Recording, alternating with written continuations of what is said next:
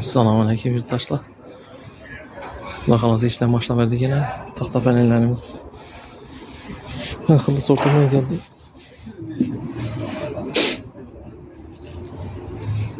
Birlik, bir yağımlık, 16, 08, bu formatlarım var. 16'lık var, 12'liki, 1'liki, bir yağımlık, 1.8, 2 OSB'larımız var.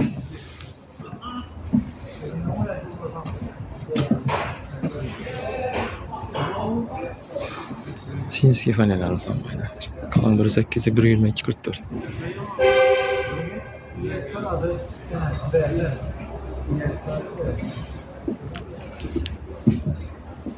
Geleverese, bu da halası bir tahta bazar. Her xil sortundan bağ geleverese geçtirip beremiz.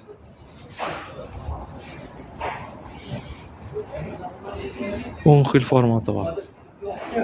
0.3 mm'likten başlanan ta 2.2'den bağ. 3'lik, 4'lik, 6'lık, 8'lik, 1'lik, 1.2'lik, 15'lik, 18'lik, 2.2'den bağ. Ulu formatlanan bağ yine. Kağız penillerimiz bağ. 3'lik, 4'lik kağız penillerimiz bağ.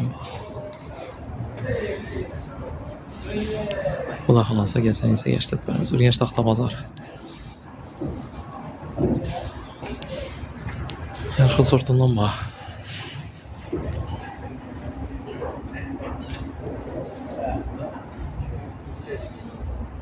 Müraciət etsən isə bu da xalasa telefonlaşıda geçdirib bərəmiz.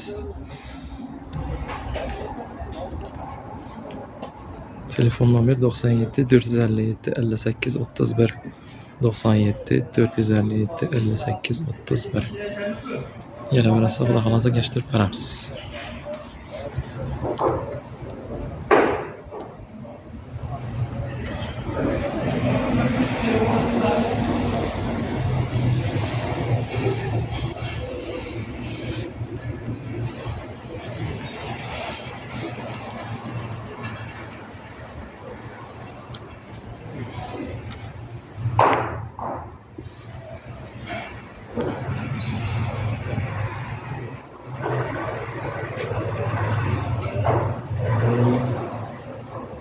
Beşikten bağ, beşik, altılı.